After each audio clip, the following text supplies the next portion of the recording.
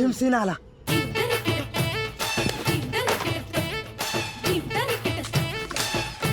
ये जिमसीना ये.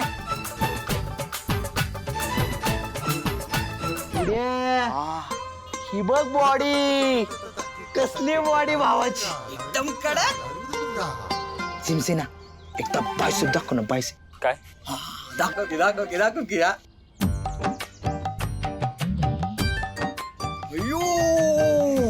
जिमसीना ही मनाची पोच दे ना. ए विमानाची पोज नाही, आर्चर पोज. हा ती दे. अयो काय बेड का फुगली ती. जिमसेना पुरी तर लई इम्प्रेस होत असतील ना. ए अरे इम्प्रेस काय घेऊन बसलाय, पुरी चक्करच येऊन पडत असतील. मला पण अशी बॉडी करायची, काहीतरी सांग ना. अरे आधी उंची वाढवतो तुझी. हे का काजू? अरे तू सांगितल्यापासून दररोज 25 ग्रॅम काजू खातोय. काजू एवढी पण उंची वाढली नाही. अरे 25 ग्रॅम काजू खाऊन काय होणार आहे? 50 ते 60 ग्रॅम काजू खा, मग तुझी उंची काजू एवढी वाढेल.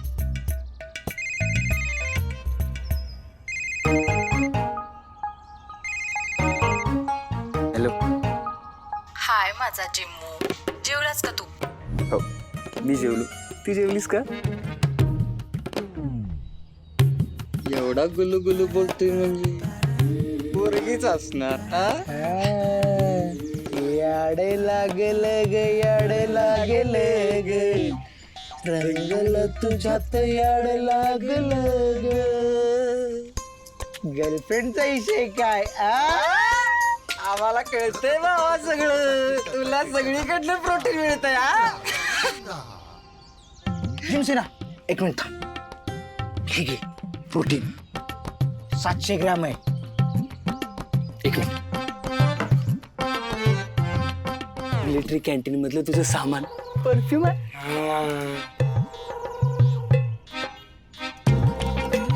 पुढ्या हे आपले एकमेव कस्टमर आहे जे आपल्याला पैसे देत नाही, तर पैशापेक्षा महाग वस्तू देत. अरे काजू, तो मिलिटरी नानांच्या कार्डवर मिलिटरी कॅन्टीन मधनं वस्तू आणतो आणि इथं ऐकतो. भावा तू एकमेव गिराक आहे जो आमच्या कंपनीचा फायदा करून देतो. हे तर काहीच नाही.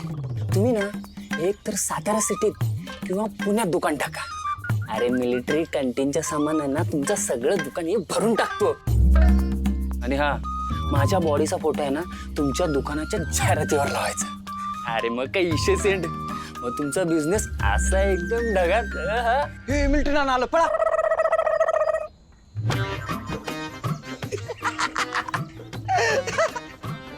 काय लगा तुम्ही दोघांनी परत गंडवलं ना मला. तुम्हाला दोघांना बघतोच. सूर्यादा येतो.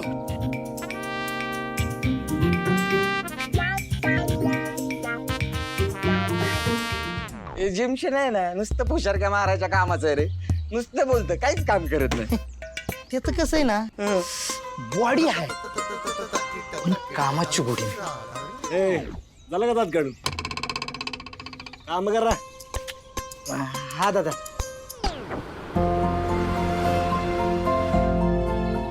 सूर्या, ए सूर्या, हो या की. अरे तिजूला बघायला आलेल्या पाहुण्यांनी निरोप पाठवलाय, पुरीकडच्यांना पुढची बोवणी करायला पाठवा म्हणून. चालते की, जाऊया. अरे पण अरे पण काय? अरे त्यांची नियत बदललेली आहे. अरे त्या दिवशी डॅडी त्यासनी घरात तिजोरी असल्यासारखे बोलले. मग पोराकडच्या माणसांना काय तिजोरीच खाली करायची की? भाऊ तुम्ही नका त्याचं टेन्शन घेऊ. त्यांची मागणी काय? अरे 5 लाख हुंडा, 4 तोळ सोनं आणि एक बाईक. काय? हो, राहून दिले लग्न. मी दुसरं स्थळ बघतो. तिजूला मुलगा आवडलाय. घरची हुंडा मागत असली तरी मुलगा चांगला आहे. तिच्या सुखासाठी एवढं तर करायलाच पाहिजे. भाऊ तुम्ही बैठकीचं ठरवा. हा मी ठरवतो बरं का. गेल्यानंतर समद्यांनी गेल्यावर त्याला जा विचारूया. आणि मिलिटरी नाना आणि तुझा तो सखा मामा यांनाही संघ घेऊ. चालेल, जाऊया. चला येऊ का?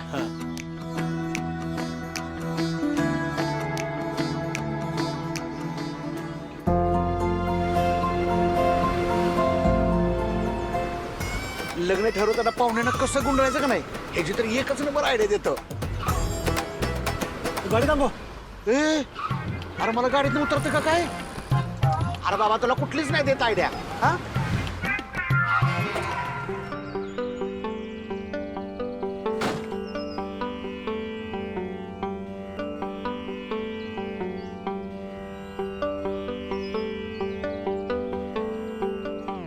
देवदर्शनाची आयडिया का नाही त्याला मीच देणार होतो. देवा भैरव ना आता दिवजूच्या लग्नाची बोलणी करायला चाललोय. तिला पोरगा पसंत आहे. तिला तिच्या पसंतीचं मिळावं एवढीच इच्छा आहे बघ. हे लग्न जुळू दे बघ. आणि तुझा आशीर्वाद पाठीशी असू दे. हा आणि माझ्या बहिणीसनी सुखात ठेव बघ.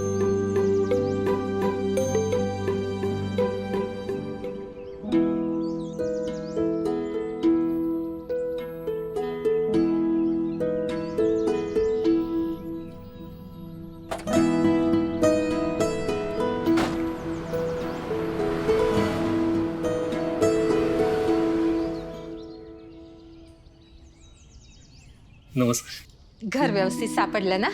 हो हो, फारच गडबडीत आलात. काय अडचण? नाही नाही कसलीच अडचण नाही. ते जरा बोलायचं होतं. हो बोलूया ना. आमच्या अपेक्षा कळल्या असतीलच तुम्हाला. हो हो. व्यंकटेशची आई राहत येतं का? आलीस हा?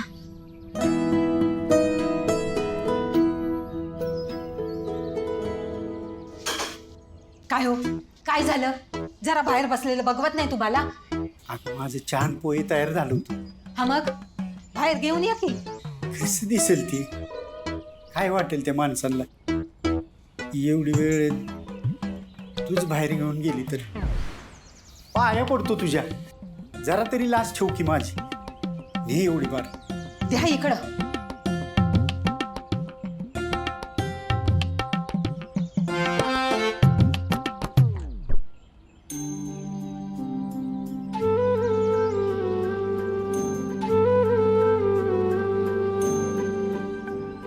पोटभर घ्या. आमच्या हिनं केलं. बोला काय म्हणणं होतं तुमचं? ते परवा तुम्ही स्थळ पाहायला आला होता तेव्हा तुम्ही हुंडा नको म्हणला होता. ओ याला हुंडा म्हणतात वय.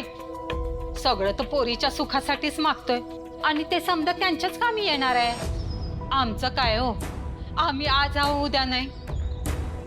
आणि लय कुठं मागतोय आम्ही? 5 लाख रुपये, 4 तोळं सोनं, 1 बाईक, हे कमी आहे वे? अहो मुलगी लाखात एक आहे. आणि एवढी चांगली मुलगी तुमच्या घरात सून म्हणून येत असताना हे हुंडा मागता म्हणजे? हाय का परत तीच? ओ हुंडा नाही हो, पोरीच्या सुखासाठी काहीतरी मदत करा म्हणून सांगतोय आम्ही. त्यात आमचं काय चुकलं सांगा तुम्हीच? आणि त्या दिवशी ह्यांचे मामाच बोलत होते ना की सूर्यकांतरावांनी बहिणीच्या लग्नासाठी लय पैसे साठवून ठेवलेत म्हणून. ओ मी असं कुठं काय म्हणलोय? काय पण काय बोलताय? अहो तुम्ही नाही हो, ते ती ह्यांचे आत्याचे मिस्टर डॅडी. हा तेच. आणि आम्ही कुठे सगळी इस्टेट मागायला निघालो तुमची? काय हो बरोबर बोलते ही.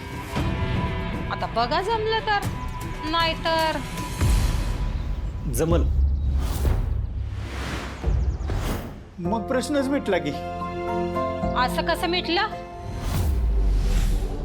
नाही त्याचं काय आहे, परवाच्या दिवशी माझ्या भाच्याचं लगीन झालं. तर पोरीकडच्यांनी 10 लाख रुपये कॅश, 6 तोळं सोनं आणि 1 बाईक दिली. आता भाच्याला एवढं दिलं आणि आमच्या लेकराला कमी दिला तर आमची काय इज्जत राहील पाहुणा रावळ्यात? तुम्हीच सांगा बर. आई गप. बरोबर बोलते मी.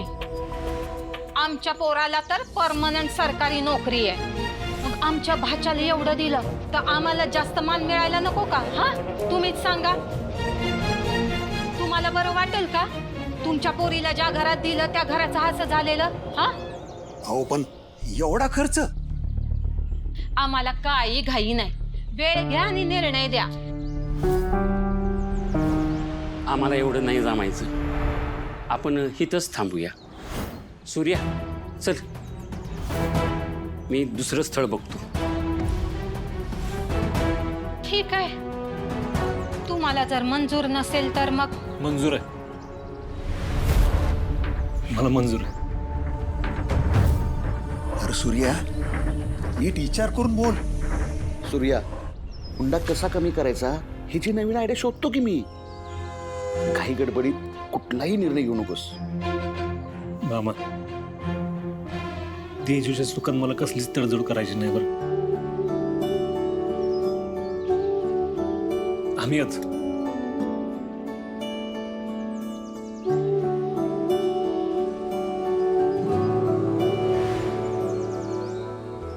सूर्या, एवढ्या घाईघाईत निर्णय घ्यायची काय गरज होती? आता एवढे पैसे कुठून आणणार आहेस? आणि जरी जमवलं आणि या लग्नात खर्च केलास तर मग बाकीच्या बहिणीचे लग्न कशी करणार आहेस तू? तेव्हा कुठं पैसे आणणार मग तू? ऐक माझं, आपण दुसरं स्थळ शोधू. हे बघा, मी असली नकार कळवतो. हां, अहो नाना, पण मी तेजूला काय सांगू? ह्यो पोरगा लय आवडलाय तिला, आणि या पोरासोबत ती लय खुश राहिला हो. अरे पण तिनं अजून इतर स्थळं बघितलीत कुठं? कोणाच ठाऊक, या पोरापेक्षा दुसरा चांगला पोरगा तिच्या नशिबात असेल. ऐक माझं, आपण दुसरं स्थळ बघू. दादा,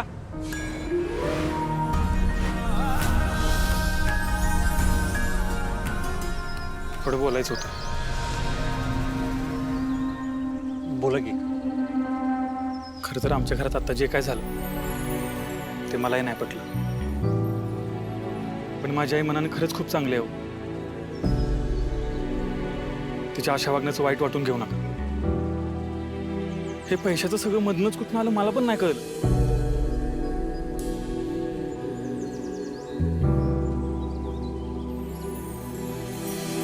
ते 5 लाख आहेत. लागलं तर अजून लोन काढून देतो, पण पैशाकडे बघून नकार देऊ नका. तुमची बहीण मला खरंच खूप आवडते. मी त्याला कायम सुखात ठेवी. जसं तुम्ही जपलंय ना, अगदी तसं आयुष्यभर जपी. शब्द आहे माझा.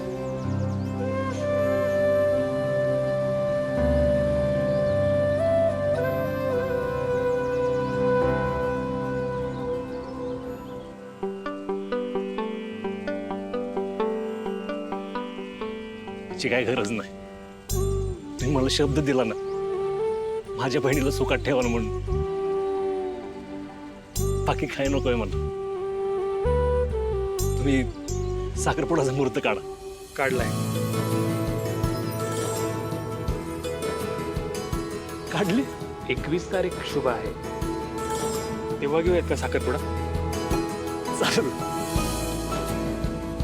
चला येतो.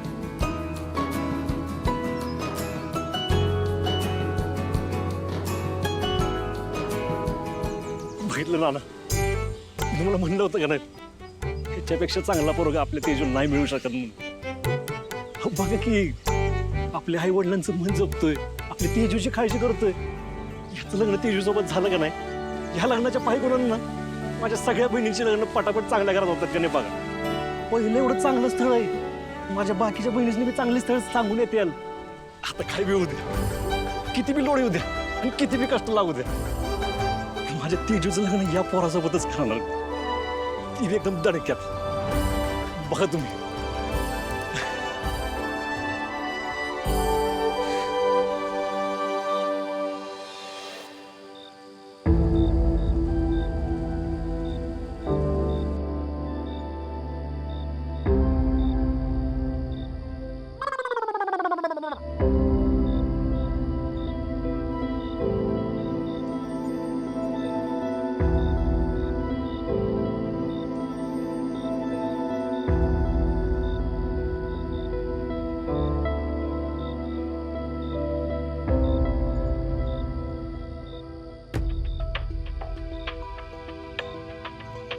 तुमच्या चेहऱ्यावर अजून 12 वाजलेच आहेत का? काय मला एक लई आनंदाची बातमी सांगायची होती तुम्हाला. तुमचे पडलेले चेहरे बघून इच्छा होत नाही माझी. राहू दे, नाही सांगत. ऐकायचंच नसेल तुम्हाला तर कशाला ना मी माझा वेळ वाया घालू.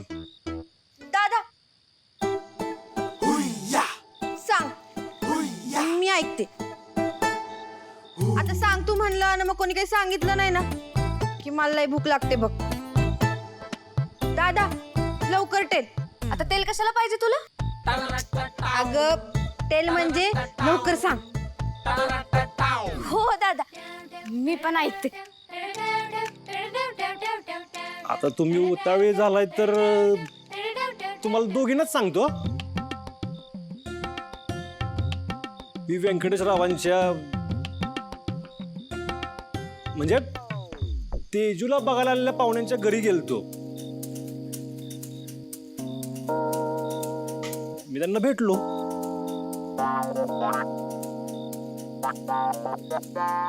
त्यांच्या घरच्यांसोबत बैठक बी केली आणि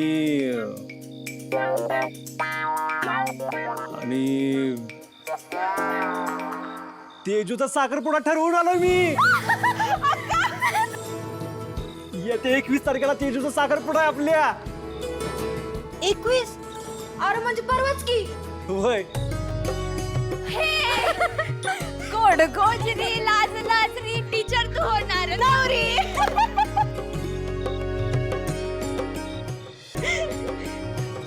बघ कशी ब्रश करते बघ. ब्रश करते अरे म्हणजे लाजते बघ. धनु दीदी ब्रश नाही ब्लश म्हणतात. तेच ते. तेजू जा तात्यांचा आशीर्वाद घे. सुखीरा पुरी. सूर्या, जी जबाबदारी मी पार पाडायला पाहिजे ती तुला पार पाडायला लागते बघ. तात्या तुम्ही आता त्याचा विचार नाही करायचा. तुम्ही आता नटून तटून लागणार मिरवायचं. तात्यांना ना आपण मस्त पैकी एक सफारी शिव. हा नाही नाही तात्या तुम्ही कोट घालायचा. हो आपण आहे ना एक फेटा बांधू. हा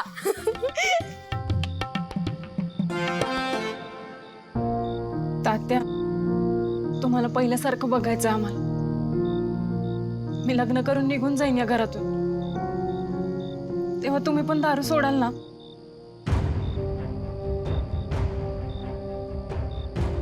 जमल ना तात्या?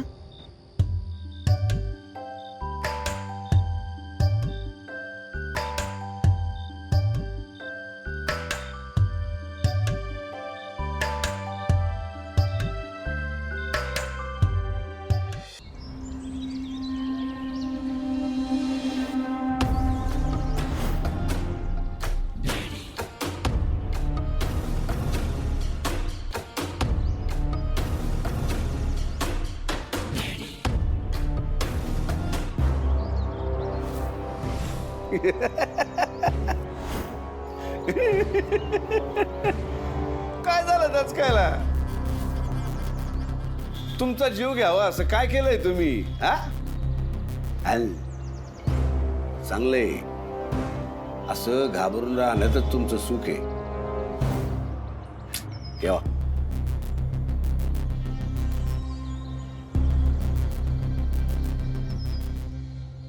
ये सूर्या ये.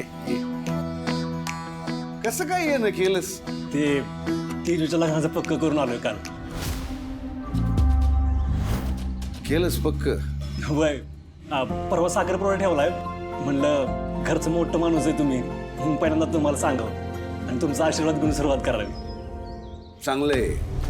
तेजूचं लग्न होतंय ऐकून लय बरं वाटलं बघा. आणि पाहुणे हुंडा न घेता लग्न करायला तयार झाले. आणखीन काय पाहिजे आपल्याला नाही का? डॅडी आता तुमच्यापासून खायला पोहायचंय. काय झालं? अहो 10 लाख रोख, 7 ओळ सोनं आणि एक बाईक एवढं सगळं मागितलंय त्यांनी. अरे एवढे पैसे एका बहिणीवर खर्च केलेस तर बाकीच्या बहिणींना काय घरात बसून ठेवणार आहेस का? आता एवढा खर्च केल्यावर दुसरं काय होणार म्हणा? छत्री आवाच्या सव्वा हुंडा मागायला लागली. नाहीतर काय? पण आता हा सगळं ठरवून आला म्हणल्यावर आपण काय बोलणार आहे? अरे एवढे पैसे कुठनं आणणार आहेस तू? हो त्यासाठीच तर आलो इथं. ते फंडाच्या चिठ्ठ्या निघणार आहेत ना आज. म्हणलं यायचं पैसे मला दिलं असतं तर. बघू, आम्ही नक्की प्रयत्न करू. अरे तू आमच्या घरचा माणूस आहे. आजच्या फंडाचे पैसे तूच घेऊन जायचेस. डॅडी मी जरा आलोच हा. अरे हा सूर्या, काल तू मालिश करून दिली तू. अरे लय बरं वाटलं. आज पाय लय दुखू राहील. मी देतो ना चेपून. हा हा